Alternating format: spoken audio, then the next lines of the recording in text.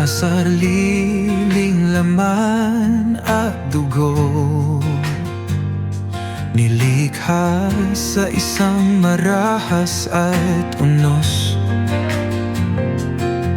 Libre sa mahabang paglalakbay, hindi nagsasawa sa tungkuling ipinataw. Kung ikukumpara sa kasangkapan, hindi nagsasawang makisalamuha sa bahay. Sa lipunan, isang dalisay, nagkaroon ng wagas na pamumuhay. Hindi maipaliwanag ang wagas na pagmamahal, ipinapakita sa mga damit na nilalabhan. Sa bula ng sabong panlaba, may pag-asa na nasasalamin ng bukas. Siya ang babae na maluwag na simbolo ng kalayaan, handa nang lumaban sa labanan.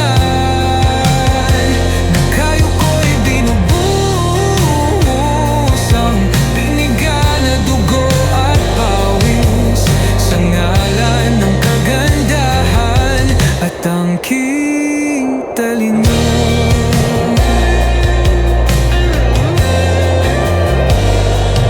May mga pagkakataon din na ang gasgas na konsensya ay kasing itim ng uling na nanunuya araw-araw. Ngunit nangangarap pa rin makagawa ng paraan para mapaunlad ang mundong ginagalawan.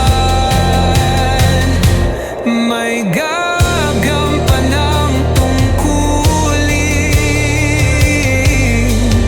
para aangat ang kinabukasan. Siya ang babae na maluwag na simbolo ng kalayaan,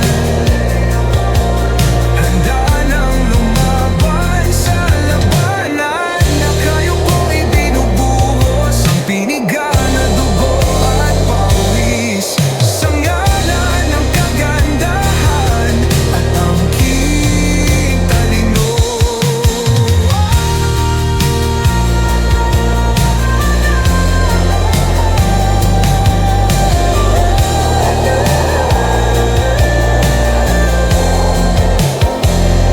Babae, lola, ina, asawa